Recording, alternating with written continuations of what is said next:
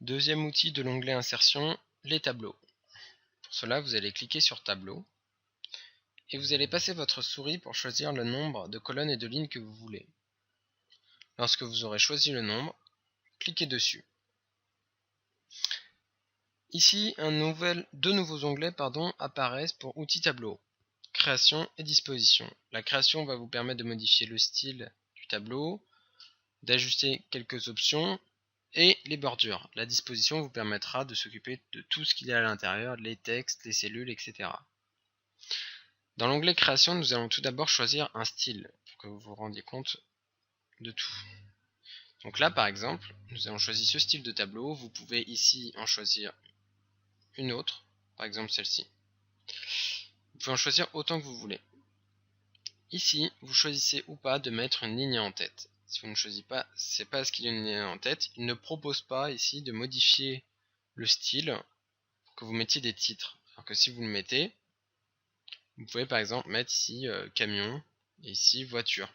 Vous voyez, c'est comme un titre de colonne. Voilà. Vous pouvez aussi choisir d'insérer ou non une ligne totale, c'est-à-dire que si vous avez des chiffres dans votre tableau, directement la dernière ligne sera considérée comme la ligne des totaux, et les totaux seront calculés directement. Les lignes à bandes aussi, vous pouvez choisir ou non d'afficher les bandes quand vous avez un style de couleur prédéfini.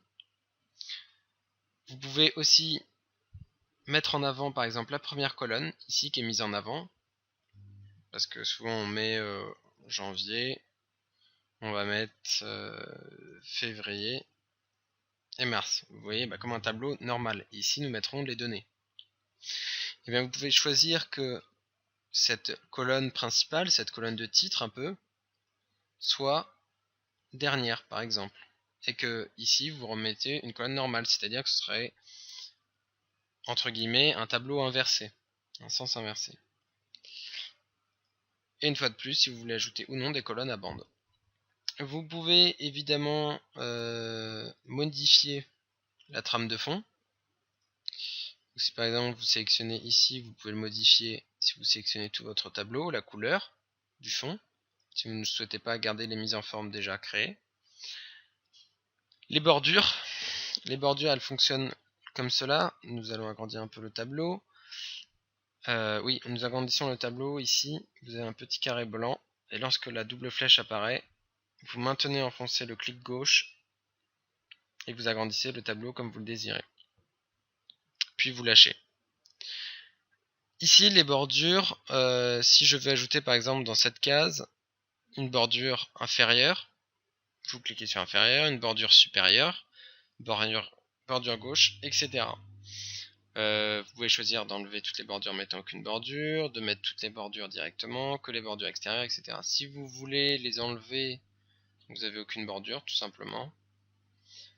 Si vous voulez en enlever spécifiquement, par exemple, vous avez bordure extérieure, mais vous ne voulez pas mettre celle du haut, vous allez cliquer sur bordure supérieure, pour qu'elle n'y soit plus. Vous voyez, elle n'est plus entourée de jaune. Vous pouvez mettre des bordures intérieures horizontales, etc., diagonales, etc. Et enfin, ici, vous choisissez le traçage des bordures. C'est-à-dire, vous choisissez par exemple que ce soit des pointillés, que ce soit des doubles traits, triples traits, des traits épais, etc. Vous modifiez ici la taille du trait. Vous pouvez aussi modifier la couleur du stylet, etc. Et enfin, vous avez ici un petit outil gomme. Finalement. Donc là, dessiner un tableau, ça revient au même que ce qu'on avait au début. L'outil gomme ici vous permet en fait de choisir ce que vous voulez enlever sur votre tableau, par exemple les objets comme une bordure. Voilà. Si vous voulez enlever par exemple, je sais pas moi, tout ça, plusieurs cellules. Vous voyez, il vous pré-encadre en bleu l'objet que vous êtes en train de sélectionner pour le gommer. Si tel n'est pas le cas, vous enlevez votre gomme. Si je veux juste enlever la bordure supérieure, par exemple ici, vous voyez, je sélectionne et je lâche. Je sélectionne et je lâche, etc. Voilà ce qu'il en est pour l'onglet Création de l'outil de tableau.